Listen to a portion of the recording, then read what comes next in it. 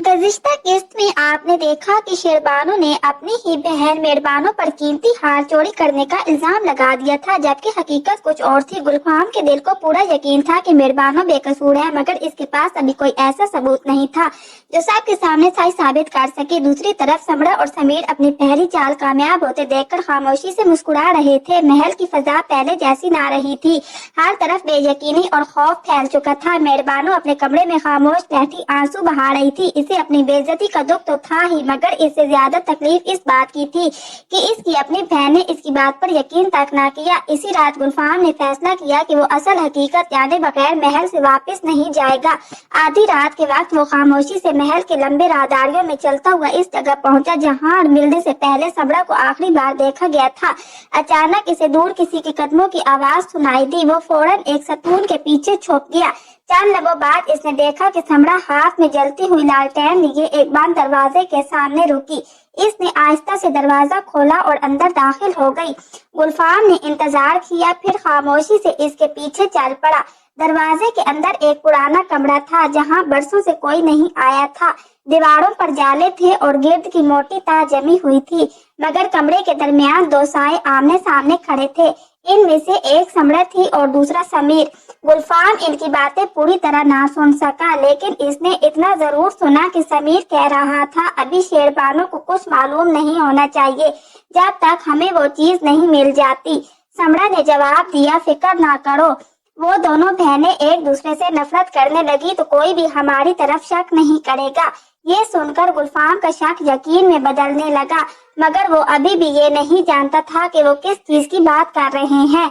अचानक गुलफाम के पाँव के नीचे खुश्क लकड़ी टूट गई। आवाज सुनते ही समीर चौंक उठा और जोर से बोला, वहाँ कौन है? गुलफाम फौरन अंधेरे का फायदा उठाकर एक ताक रास्ते में छुप गया। समीर और समरा ने पूरा कमरा छान मारा, मगर इन्हें कोई ना मिला। वो दोनों जल्दी से वहाँ से निकल गए, लेकिन जाते जाते समीर ने कहा, अगर किसी को जरा भी शक हुआ तो पहले मेहरबानों को रास्ते से हटा देना। ये अल्फाज सुनकर गुलफाम के चेहरे का रंग बदल गया। अब इसे यकीन हो चुका था कि मेहरबानों किसी बहुत बड़ी साजिश में फंस चुकी है। अगली सुबह महल में एक नई खबर ने सबको हैरान कर दिया। महल के खजाने की पुरानी चाबी भी गायब हो चुकी थी। शेरबानो का गुस्सा पहले से कहीं ज्यादा बढ़ गया और इसने एक बार फिर मेहरबानों पर शक करना शुरू कर दिया। मेहरबानो बेबसी से सब कुछ सुनती रही, मगर इसकी जबान से एक लफ्ज भी ना निकला। इसी दौरान महल का बूढ़ा माली गुलफाम के पास आया और धीमी आवाज में बोला, शहजादे हजूर, मैंने कल रात ऐसी चीज देखी है जो शायद आपकी मदद कर सकती है, मगर अगर ये बात किसी और को मालूम हो गई तो मेरी जान खतरे में पड़ जाएगी। गुलफाम ने इसे तसल्ली दी तो माली इसे महल के पिछले बाग में ले गया, जहाँ एक पुराना सूखा हुआ कुआं मौजूद था। माली ने कुएं के अंदर बनी एक खुफिया सीढ़ी की तरफ इशारा करते हुए कहा, इस रास्ते से कई बरस पहले शाही खानदान के लोग खतरे के वक्त निकलते थे, मगर अब इस रास्ते का राज बहुत कम लोगों को मालूम है। गुलफाम ने जब लालटेन की रोशनी अंदर डाली तो उसे पत्थर की दीवार पर ताज़ा कदमों के निशानात दिखाई दिए।